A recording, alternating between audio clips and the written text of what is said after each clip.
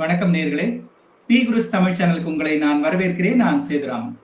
இன்று என்னோடு மீண்டும் இணைந்திருக்கிறார் மூத்த பத்திரிகையாளர் திரு சேகர் ஐயர் அவர்கள். அவரை நாம் சந்திக்கலாம், நடப்பு விஷயங்கள் குறித்து விவாதிக்கலாம். வணக்கம் சார், எப்படி இருக்கீங்க? வணக்கம் சேதுராமன். வணக்கம், நல்லா இருக்கேன். சமீபத்துல தமிழ்நாடு முதலமைச்சர் ஜோசப் விஜய் பாரத பிரதமர் திரு நரேந்திர மோடியை சந்திச்சார். அந்த சந்திப்பே பலவித ஐயங்களை எழுப்புது. என்னன்னா, சில பேர் சொல்லக்கூடிய விஷயம் 10 நிமிடம் சந்தித்தார். ஆனா அரசு சார்பில் வெளியிடப்பட்டது அல்லது கட்சி சார்பில் வெளியிடப்பட்ட அறிவிப்புகள் எல்லாம் பாத்தீங்கன்னா 20 நிமிடம், 30 நிமிடம், 40 நிமிடம்லாம் சொன்னாங்க. நேத்து யூடியூப்ல ஒருத்தர் சொல்றாரு 1 நிமிடம் 19 செகண்ட் அப்படிங்கிறாரு. இதுல எது சார் உண்மை? என்ன நடந்தது? அதுவும் இல்லாம அரசு சார்ந்த அதிகாரிகளோ அமைச்சர்களோ உடனே அவரோட அழைத்து செல்லாமல் தனியாக பிரதமரை சந்திச்சிருக்கிறார் முதலமைச்சர்.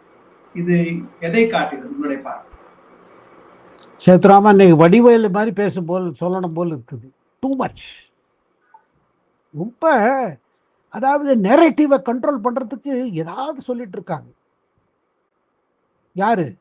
நம்ம திமுகக்கு ஆதரவாக இருக்க ஊடகங்கள்.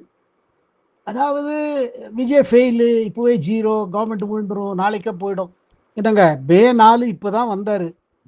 இப்போதான் ரிசல்ட் வந்தது. 10 தேதி வாக்கில் ஆட்சிக்கு இப்போதான் முதல்வர் ஆகியிருக்காரு. 20 நாள் ஆகிருக்கு இப்போ.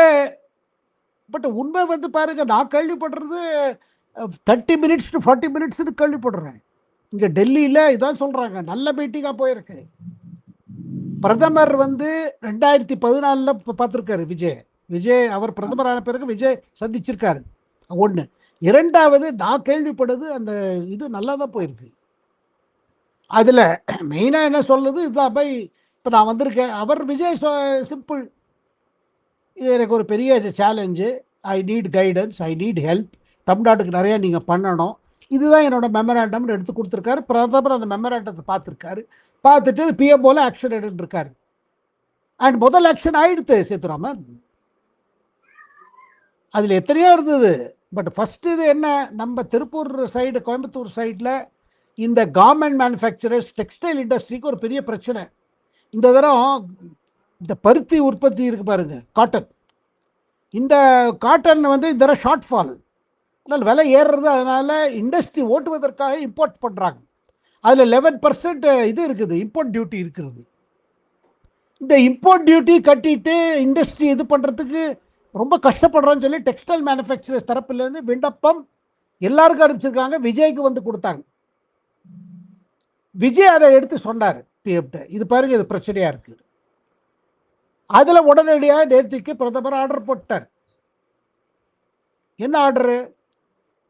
ஏன்னா உடனடியாக இம்போர்ட் டியூட்டி கம்ப்ளீட்டாக எடுத்தேன்னு சொன்னா, இந்த காட்டன் ஃபார்மர்ஸ் இருக்கா பாருங்க, விவசாயிகள், அது மகாராஷ்டிராலெல்லாம் உடனே கிளம்பிடுவாங்க, போர்க்கொடி தூக்கிடுவாங்க. நீங்கள் இம்போர்ட் பண்ணிட்டா எங்கே இது போயிடுது. ஸோ ஒரு பேலன்ஸ் பண்ணுற மாதிரி தற்சமயம் நம்ம கோயம்புத்தூர் திருப்பூர் பெல்ட்டில் ஹெல்ப் பண்ணுற மாதிரி ஒரு ஜூன் 1ஆம் தேதியிலேருந்து அக்டோபர் 31ஆம் தேதி வரை இந்த பீரியடில் நீங்கள் எவ்வளோ வேணால் இம்போர்ட் பண்ணுங்க, இல்லை டியூட்டி கிடையாது. இது பெரிய ரிலீஃபு. நான் ஒரு கேள்வி கேட்குறேன். உடனடியாக இவர் விண்ணப்பம் விஜய் வச்ச இது ஃபர்ஸ்ட் இதில் பிஎம் ஹஸ் ஆக்டட். இது பெரிய ரிலீஃப். ஆனால் அதை டிவிக்கு தரப்புலேருந்து அதை சொல்ல தெரியல. உடனடியாக விஜய் ட்வீட் போட்டு பிஎம் தேங்க் பண்ணி அது பண்ணி எல்லாம் ஒன்றும் பண்ணலை. அதை அப்சர்வ் பண்ண கூட சிஸ்டமில் இல்லை பாருங்க. இங்கே தான் அதை அவங்க அட்வான்டேஜ் எடுக்கிறாங்க. நேத்திக்கு ஆர்டர் நைட்டு வந்த போது உடனடியாக சிஎம் ஆஃபீஸ்லேருந்து ஒரு ட்வீட் வரணும்ல. நான் எடுத்து சொன்னேன், பிரதமரை தேங்க் பண்ணுறேன். அப்போ ஒரு கேள்வி வருதுங்க, 1.5 நிமிஷத்துல ஒன்றா பார்த்துருந்தாருன்னா இவ்வளோ பெரிய விஷயம் ஆகுமா? அதில் எவ்வளோ ரெவென்யூ அவுட்கோ வருது இங்கே பாருங்க. அதோட காட்டனோட விலை எப்படி போச்சு பாருங்க. அதில் காட்டன் பர் கேண்டிம்பாங்க, அதாவது 2 மாதத்துலேயே 54,700 ரூபாயிலேருந்து 67,700 ரூபாய் ஆயிடுச்சு. 25% ஏறிடுத்து விலை. அதே மாதிரி யான் சொல்லுவாங்களே, அந்த யானோட விலை 301 ரூபா பர் கிலோ, அதுலேருந்து 330 ரூபா ஆச்சு. பயங்கர ஷார்ட்டேஜ், பருத்தி ஷார்ட்டேஜ். அப்படி இருக்கும் பொழுது இவ்வளோ பெரிய விஷயம் ஆயிடுச்சு. இது எனக்கு என்ன பண்றதுன்னா, விஜய் வந்து இந்த சைடை பார்க்க மாட்டேங்கிறாரு. நீங்க எந்த ஸ்டைலில் உங்களுக்கு அதை நீங்க ப்ரொஜெக்ட் பண்ணணும். அது அவங்க இது இப்பதான் வந்ததுனால அதை எப்படி பண்றது தெரியல. இது வந்து அதை அவங்க அட்வான்டேஜ் எடுக்கிறாங்க. இப்ப என்ன இன்னொரு சொல்றாங்க? நெரேட்டிவ் இல்ல உள்துறை அதாங்க. அமைச்சர் இவர் சம்பளத்துல, நிர்மலா சீதாராமன் மட்டும்தான் சந்திச்சாரு. மற்றபடி காங்கிரஸ் தலைவர்களான சோனியா காந்தி, ராகுல் காந்தியான அவர்களோடான சந்திப்பு வந்து ரத்து செய்யப்பட்டிருக்கு. இப்படி எல்லாம் அந்த நெரேட்டிவோட ஒரு சைடாவே இதுவும் வெளிப்படும் போது இந்த மாதிரியான சாதனைகள் வந்து இருக்கடிப்பாகுதோ? அதாங்க. இது வந்து ஒரு பக்கம். இன்னொரு பக்கம் வந்து என்னன்னா, ஒரு முதல்வர் போய் ஒரு பிரதமரை சந்திப்போ, இல்ல உள்துறை அமைச்சர் சந்திப்போ, இதெல்லாம் கொஞ்சம் பிளானிங் தேவைங்க. அந்த மாதிரி கன்ஃபார்ம் ஆச்சா? கன்ஃபார்ம் ஆகலையே. கன்ஃபார்ம் ஆகாத விஷயத்த இல்ல பார்க்க மறுத்துட்டாரு, இல்ல பார்க்கல, இவர் டெல்லி விசிட் ஃபெயிலியர், இதையே பண்ணிட்டு இருக்காங்க. இது பின்னாடி இருப்பது யாரு? உதயநிதி ஸ்டாலின். இவர் ஃபெயிலியர்னு காமிக்கணும்.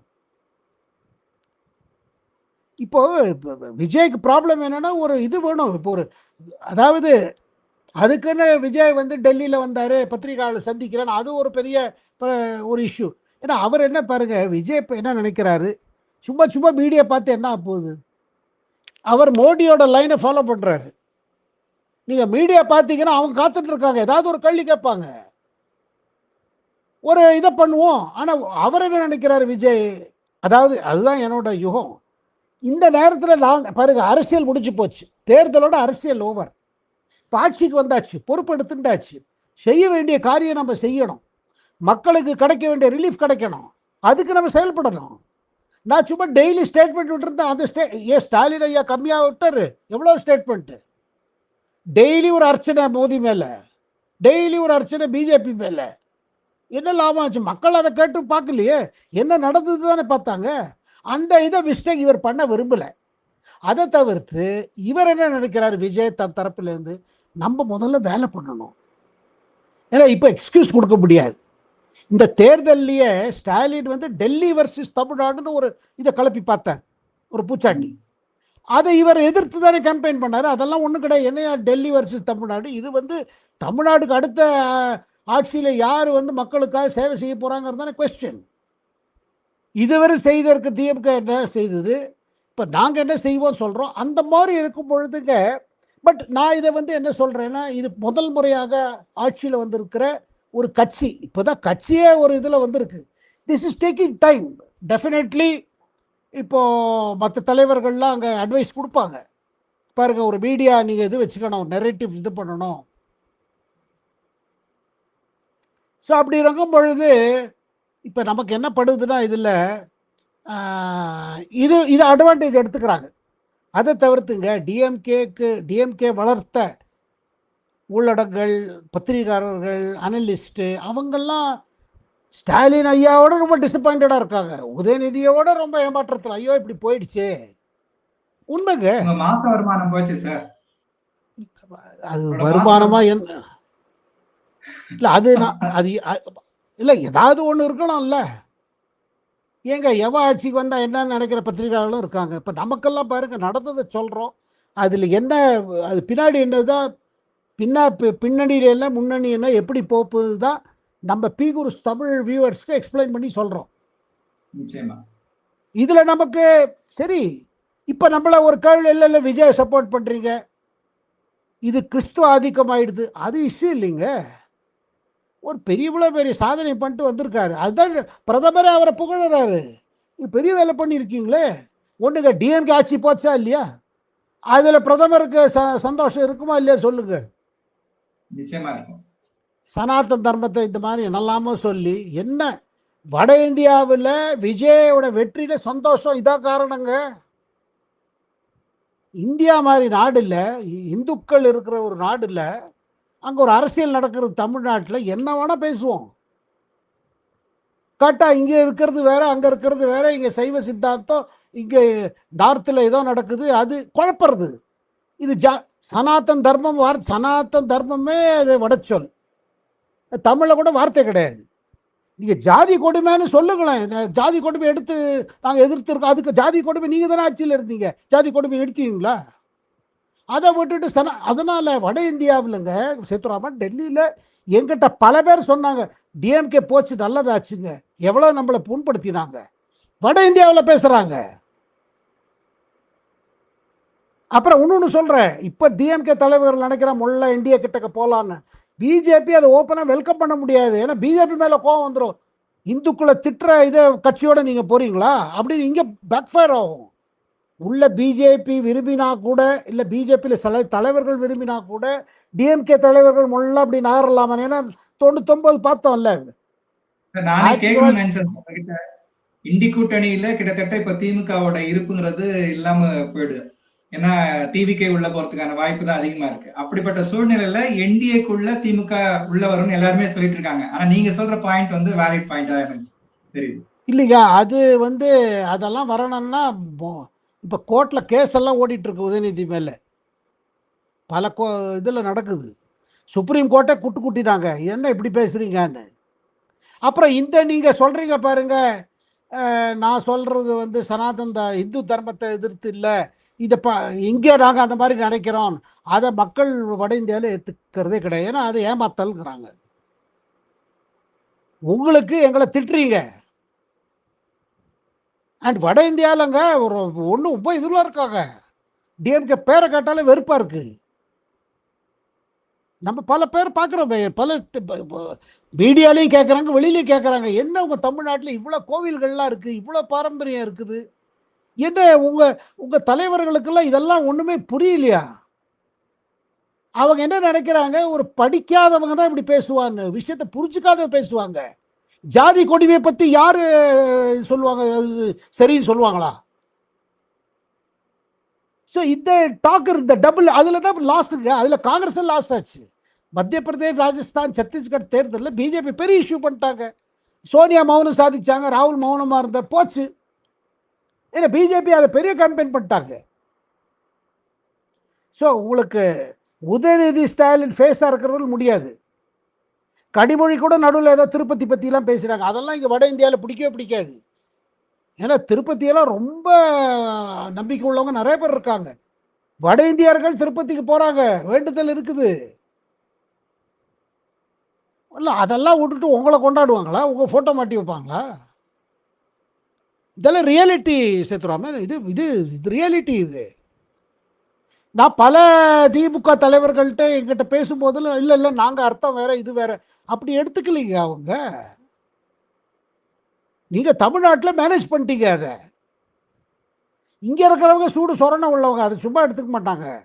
இன்னைக்கு இருக்கிற மூடு பார்த்தீங்கன்னா அது பாஜக இல்லை, நம்மளோட பாரம்பரியத்தை எதுக்கு இவ்வளோ இழிவுபடுத்தி பேசுறாங்க? என்னத்தை புரிஞ்சுட்டாங்க அவங்க? அது சொல்றவர் பல பேர் பிராமணர்கள் அல்ல, அதுவும் புரிஞ்சுக்கணும். வட இந்தியாவில் இந்து மதத்தை பற்றி அதாவது ரொம்ப கர்வமாக நினைக்கிறது, தன்னை ஒரு பெரிய விஷயம் இருக்கு, இந்து தர்மத்தில் நம்ம பிறந்து இந்து தர்மத்தினால நம்ம வாழ்க்கைக்கு ஒரு வழிகாட்டி கிடைத்திருக்கு, ஒரு ஆன்மீக பயணத்துக்கு அது ஒரு இதுவாக இருக்கு பல பேர் நினைக்கிறாங்க. நினைக்கிறவர்கள் பிராமணர்கள் மட்டுமல்ல, தப்பா புரிஞ்சுக்கிறாங்க. இந்த சோகால்டு அப்பர் காஸ்ட் இல்லை, எல்லாரும் தலித் கூட கோவில் போறாங்க. ஏன்னா அவங்க வாழ்க்கையில அது ஒரு இது பாருங்க, இது ஒரு சோஷியல். இது தமிழ்நாட்டில் இவங்க ஒரு 70 வருஷமா ஒரு நெரேட்டிவ் பண்ணி வச்சிருக்காங்க. இதை சாமி கும்பிடுறது முடத்தனம், மற்ற சமுதாயங்கள் அவங்க சர்ச்சு போனா அது சரி, அந்த மாதிரி பாலிடிக்ஸ் இருக்கு பாருங்க, அது இங்க ஓடாதுங்க. ஸோ இதெல்லாம் வச்சு பார்க்கும் பொழுது பார்த்தீங்கன்னா விஜய் உடனடியாக ஒன்றும் விழமாட்டுறங்க. விஜய் அரசு விழாது. இவங்க கையில் இந்த டிஎம்கே கையில் இந்த ரிமோட் போயிடுச்சு. இப்போ உங்கள் வீட்டில் ஒரு ரிமோட் காணாமல் போச்சுன்னா என்ன கதி ஆகும் சொல்லுங்க? இன்னைக்கு இருக்கிற ஐபிஎல் மேட்ச் கூட பார்க்க முடியாது. இல்லை யாரோ ஒழிச்சு வச்சுட்டாங்கன்னா என்ன ஆகுது? அந்த மாதிரி இவங்க கையில் இருந்த ரிமோட்டு, அதாவது எங்கள் கூட்டணி தான் ஆதரவு கொடுக்கறது, அதில் தான் நாங்கள் போட்ட பிச்சையில் விஜய் ஆட்சி ஓடிட்டு இருக்குன்னு நினச்சிருந்தாங்க. அது பாதி போச்சு. இவங்க அங்கே போயிட்டாங்க. அனிதா ராதாகிருஷ்ணன் மாதிரி தலைவர்கள்லாம் காங்கிரஸ் மேலே போடுன்னு போடுறாங்க. அதனால இந்த இண்டி கூட்டணி திருப்பி வந்தால் கூட தமிழ்நாட்டில் எல்லாம் எப்படி வர முடியும்? இதுக்கு நடுவில் சேத்துராமன் இன்னொன்று புழுக ஆரம்பிச்சிருக்காங்க. சோனியா காந்தி விரும்புகிறாங்களா? இல்லை இல்லை, திமுக திருப்பி கொண்டு வந்து திமுகவோட நம்ம திருப்பி போனோம். Total bluff. அதாவது சோனியா திருப்பியும் ஆசைப்படுறாங்க. என்னங்க, ஒரு தடவை சோனியா காந்தி ஆசைப்பட்டு தான் இந்த நிலைமை வந்துச்சு. அண்ட் ராகுல் காந்தி இப்போ இருக்கிற மூட்ல ஃபேமாக இருக்காரு.